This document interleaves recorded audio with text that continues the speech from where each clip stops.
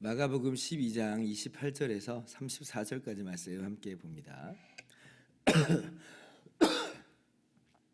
서기관 중 한 사람이 그들이 변론하는 것을 듣고 예수께서 잘 대답하신 줄을 알고 나와 묻되 모든 계명 중에 첫째가 무엇이니까? 예수께서 대답하시되 첫째는 이것이니 이스라엘아 들으라. 주 곧 우리 하나님은 유일한 주시라. 내 마음을 다하고 목숨을 다하고 뜻을 다하고 힘을 다하여 주 너의 하나님을 사랑하라 하신 것이요. 둘째는 이것이니 내 이웃을 내 자신과 같이 사랑하라 하신 것이라. 이보다 더 큰 계명이 없느니라. 서기관이 이르되 선생님이여 옳소이다. 하나님은 한 분이시요 그 외에 다른 이가 없다 하신 말씀이 참이니이다. 또 마음을 다하고 지혜를 다하고 힘을 다하여 하나님을 사랑하는 것과 또 이웃을 자기 자신과 같이 사랑하는 것이 전체로 드리는 모든 번제물과 기타 제물보다 나으니이다.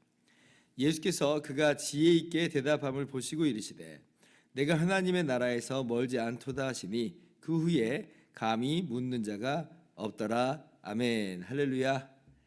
하나님의 크신 은혜와 평강이 오늘 또 변함없이 여러분 가운데 가득 넘치기를 주님의 이름으로 축원합니다.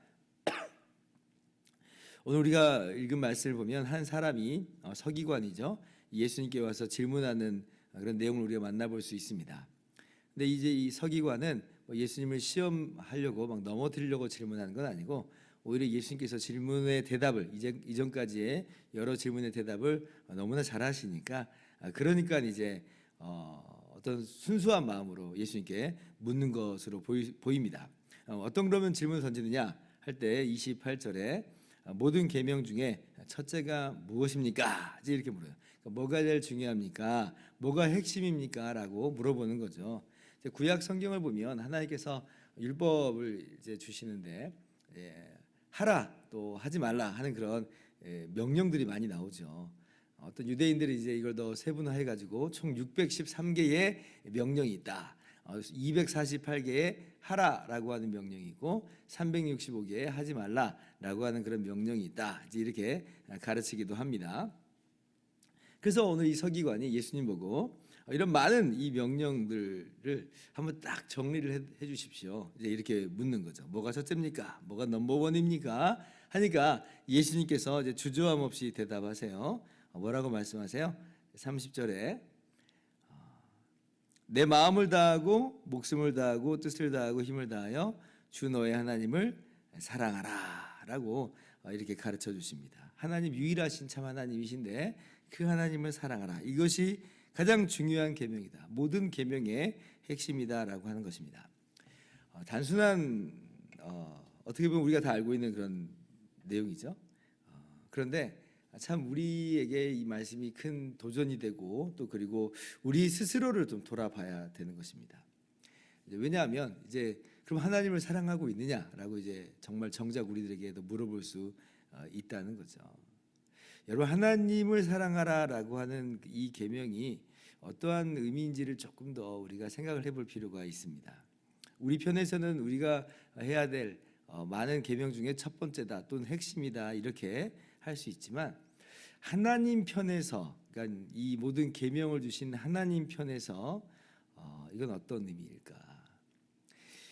다시 말하면 이런 뜻일 겁니다. 하나님께서 가장 원하시는 것은 무엇인가? 하나님께서 우리의 인생에서 가장 기대하시는 바는 무엇인가? 라고 하는 질문으로 바꾸어 볼 수 있을 것 같아요. 라고 할 때 하나님이 정말 우리들에게 우리 인생 속에서 기대하시는 바가 뭐냐? 하나님이 왜 우리를 창조하셨느냐? 라고 할 때 그 답은 하나님을 사랑하는 것이다 라고 하는 거예요. 우리가 하나님을 사랑하는 것이 우리 인생의 존재의 이유와 목적이다 라고 하는 것이에요. 따라서 하나님을 사랑하는 건 이건 우리가 많은 것들을 해야 되는 것 중에 하나라기보다는 어쩌면 이게 우리의 인생이어야 됩니다. 우리의 인생이어야 돼요.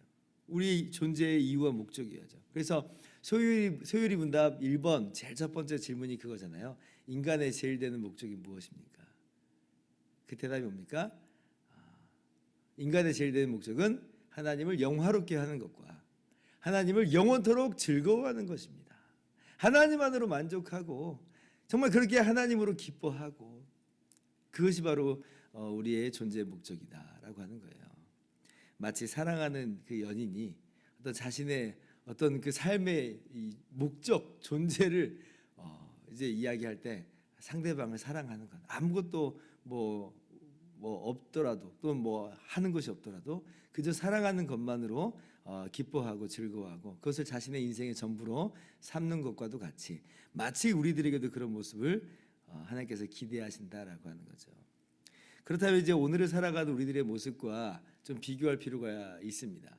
우리가 정말 그러면 그렇게 살아가는가? 하나님을 사랑하는가? 우리 인생의 존재의 이유와 목적으로서 하나님을 영원토록 정말 즐거워하고 있는가? 만족하고 있는가? 그렇게 하나님께 영광 돌리고 있는가라고 할 때 참 생각해 볼 거리들이 많습니다. 우리가 소위 성공적인 인생이라고 그러면 어떤 인생을 성공적인 인생이라고 그러나요? 예를 들면 업적을 많이 남기는 그런 인생, 예를 들면 돈을 많이 버는 인생, 높은 자리에 올라가는 인생, 이것을 소위 우리가 성공적인 인생이다 이렇게 우리가 이야기를 합니다. 세상에서 그렇게 이야기한다는 거예요. 그러나 그게 정말 과연 성공적인 인생일까? 오늘 하나님께서 우리에게 교훈하시는 것처럼 하나님을 사랑함이 없다면 그가 가지고 있는 지위와 업적과 또 성공이 재물이 과연 성공이라 말할 수 있는 것인가? 소소한 성공거리는 될 수 있겠지만 하나님께서 정작 기대하시는 그런 부분으로서는 미치지 못하잖아요. 그러면 하나님께서는 성공적인 인생이 아니었다라고 말씀하실 것 같아요. 왜냐하면 나를 사랑하지 않았기 때문에. 반대로 우리가 무슨 재물도 없고 지위도 없고 업적도 어떤 것을 이루지 못한다고 했다면, 그러나 우리의 인생 속에서 하나님을 정말 사랑한다면, 그러면 하나님께서는 우리들에게 뭐라고 말씀하실까? 두 번 생각할 게 없죠. 성공적인 인생이다, 잘했다, 내가 그것을 너에게 기대했다라고 우리에게 말씀하실 것 같아요. 이게 첫 번째 계명이다. 하나님을 사랑하라. 우리가 정말 그렇게 하나님을 사랑하는 우리의 삶이 될 수 있기를 바랍니다. 자, 그런데 예수님께서 이 대답을 하시고 멈추시지 않고 계속 말씀을 이어가십니다. 31절에 보니까 둘째는 이것이니 내 이웃을 내 자신과 같이 사랑하라 하신 것이라. 이보다 더 큰 계명이 없느니라. 그러니까 첫째를 말씀하시고 둘째를 연이어서 말씀하세요. 지금 서기관은 첫째만 물어봤잖아요. 모든 계명 중에 첫째가 무엇입니까? 라고 물어봤는데 예수님은 굳이 첫째를 대답하시고 연이어서 둘째를 이야기하십니다. 이게 무슨 얘기냐면 이 둘째도 첫째 못지않게 중요하다라고 하는 그런 의미로서 말씀하시는 것이면서 첫째만 얘기했는데 둘째를 연이어 얘기했다는 것은 사실 이것은 한 덩어리다 라고 하는 것을 또 말씀하여 주신 거죠. 그런 의미에서 지금 둘째까지 이야기하시는 것이다. 이러한 맥락 속에서 사도 요한도 요한 1서 4장 20절 21절에 우리들에게 이렇게 말씀하여 주시죠. 누구든지 하나님을 사랑하노라 하고 그 형제를 미워하면 이는 거짓말하는 자니 보는 바 그 형제를 사랑하지 아니하는 자는 보지 못하는 바 하나님을 사랑할 수 없느니라. 하나님을 사랑하는 자는 또한 그 형제를 사랑할지니라. 그러니까 하나님 사랑하고 하나님을 사랑하는 것으로서 이웃을 사랑하는 것은 하나로 좀 묶여 있는 것이다, 연결되어 있는 거다라고 하는 거예요. 그러니까 이웃 사랑하는 이 계명 자체가 하나님을 사랑하는 그 사랑에 대한 어떤 우리의 삶의 표현이다라고 하는 거예요. 그래서 우리가 항상 이제 우리의 인생 속에서 어떠한 방향으로 살아가야 되는가라고 할 때 이 두 가지를 항상 같이 얘기하는 거예요. 하나님 사랑과 이웃 사랑이다라고 우리가 우리의 삶의 방향을 정돈을 하죠. 그러면 이제 우리가 한 번 더 물어볼게. 아니 그럼 우리의 이웃은 누구입니까? 우리의 이웃은 누구입니까? 라고 묻죠. 근데 우리의 이웃은 누구입니까? 라고 할 때에 예수님께서 우리들에게 교훈을 해주신 게 있어요. 선한 사마리아인의 교훈이죠. 우리가 이 많은 사람 중에 우리의 이웃을 취사 선택을 하자는 그런 모습을 갖지 말고 우리가 모든 사람들에게 이웃이 되어주라는 거예요. 모든 사람에게. 우리에게 가까운 사람, 우리의 가족과 친구와 어떤 이웃 옆에 살아가는 사람뿐 아니라 어쩌면 정말 우리를 괴롭히는 그 원수까지도 어쩌면 우리의 이웃으로서 우리가 사랑하는 그런 삶을 살아가는 것이 마땅하다. 선한 사마리아인의 비유로서 우리들에게 말씀하여 주십니다. 이웃이 되어줘라. 강도 만난 자의 이웃이 되어줘라. 가난한 자의 이웃이 되어줘라. 좀 부족한 자들의 이웃이 되어줘라. 내가 너의 이웃이 되어준 것처럼 너도 그렇게 이웃이 되어줘라 라고 말씀하시는 것이 이웃사랑의 계명의 핵심이죠. 내 몸과 같이 사랑하라. 그래서 우리가 오늘 말씀을 우리 마음 가운데 새기면서 그래, 오늘도 하나님을 사랑하고 또 그리고 하나님을 사랑하는 것으로서 하나님께서 지으신 피조물인 인간들을, 우리 이웃들을 그렇게 사랑해야겠다. 내 몸같이 사랑해야겠다. 그렇게 다짐할 수 있기를 바랍니다. 자, 그런데 이제 그러다 보니까 마음이 한편 좀 부담스러운 부분도 있습니다. 왜냐하면 우리의 모습이 이런 부분에 좀 미치지 못할 때가 참 많아요. 게다가 우리의 이웃이 심지어 우리의 원수까지도 포괄하는 개념이다라고 할 때 그 이웃을 내 몸같이 사랑한다라고 하는 건 정말 말도 안 되는 것처럼 여겨질 때도 많습니다. 이 계명이 한편으로는 우리의 방향은 인지는 알겠지만 어떻게 과연 이렇게 살아갈 수 있는가라고 하는 그런 고민들이 생기는 거죠. 그래서 오늘 우리가 한 가지를 더 좀 들여다봐야 됩니다.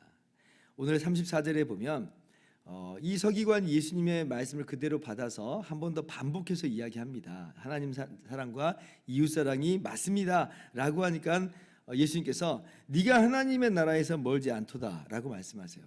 잘 얘기했다는 거예요. 그런데 멀지 않도다라고 하는 표현에 갖고 있는 어떤 그 의미가 좀 있는 것으로 보입니다. 그러니까 네가 하나님의 나라 사람이다, 하나님 나라 들어갔다라고 하기보다는 멀지 않다. 왜 그럴까 한번 생각을 해봤어요. 그런데 얼마 전에 우리가 나눴던 말씀 중에서 아주 선한 사람, 이 부자 청년 관리가 예수님께 찾아와서 물어본 적이 있었죠. 선한 선생님이여, 내가 어떻게 하여야 구원을 얻으리까? 무엇을 하여야 영생을 얻으리까? 이렇게 물어본 적이 있어요. 그러니까 즉 이게 이제 무슨 얘기냐면 오늘 말씀을 그대로 한번 연결지어서 생각해 본다면 하나님 사랑과 이웃 사랑의 이 계명을, 이게 첫째 되는 계명이고 정말 모든 계명의 핵심이라고 알았어요. 그러면 내가 이렇게 해야 되겠다. 그럼 이걸 하면 내가 구원을 받는다라고 나가버리면 그것은 하나님 나라에 들어가는 방법은 될 수가 없습니다. 왜냐하면 우리가 하나님을 사랑하고 이웃 사랑하는 것이 우리의 삶의 방향인지는 알지만 정말 그렇게 살아가지 못하는 우리들의 모습들, 미치지 못하는 우리들의 모습들을 보기 때문에 그래요. 그래서 이렇게 행함으로 하나님 나라에 들어가는 것은 아니다. 그럴 수가 없다. 왜냐하면 우리는 하나님의 이 율법의 말씀을, 이 계명을 지킬 능력이 없기 때문에 그렇습니다. 그러면 뭐냐? 하나님 사랑과 이웃 사랑이라는 계명 앞에서 우리 자신을 냉정하게 들여다보는 거예요. 역시 우리가 깨닫는 바는 뭐냐면 나는 죄인이로구나. 나는 하나님 말씀을 준행하지 못하는, 이 첫째 되는 계명을 준행조차 못하는 그러한 죄인이구나라고 하는 것을 깨닫고 바디메오처럼 주여 우리를 불쌍히 여기소서 하고 오직 우리를 위해서 대신 피 흘려 죽으신, 십자가에 달리신, 그리고 부활하신 예수님을 의지하는 거예요. 주님만이 나를 구원하실 수 있습니다. 내가 하나님 나라에 들어갈 수 있는 방법은 오직 주 예수 그리스도의 십자가 공로밖에 없습니다 라고 주님만을 의지하는 거죠. 그러므로 우리가 하나님 나라에 들어가는 거예요. 값없이, 거저 은혜로 들어가는 거죠. 믿는 자마다, 주의 이름을 부르는 자마다 그렇게 구원을 받습니다. 그리고 나서 이 은혜를 받았기 때문에 이 은혜를 우리가 누리고 있는 사람으로서 다시 오늘 이 말씀으로 돌아오는 거죠. 그래, 내가 거저 은혜 받았고 구원을 받았으니 오늘 이 하나님 말씀을 내 삶 속에서 내가 녹여내리라, 그렇게 살아내리라. 이것이 나의 삶의 방향인 줄 알고 넘어질지라도 부족할지라도 그래도 다시 한번 또 일어나서 하나님을 사랑하고 이웃을 사랑하는 삶으로 한 걸음 한 걸음 더 나아가는 거예요. 이것이 바로 하나님 자녀의 삶이요, 하나님 나라 백성의 삶이기 때문에 그렇습니다. 그래서 오늘 우리가 행여나 이 말씀 내가 지켜서 구원을 받고 의롭다함을 받으려고 하는 그런 마음이 있었다면 그건 내려놓고요, 그건 불가능합니다. 그러나 구원받은 사람으로서의 마땅한 삶의 모습이다라고 하는 것으로 우리가 오늘 말씀을 받으면서 그렇게 하나님 사랑하고 이웃을 사랑하기 힘쓰면서 살아가는 저와 여러분 다 되기를 주님의 이름으로 축원합니다. 기도하겠습니다.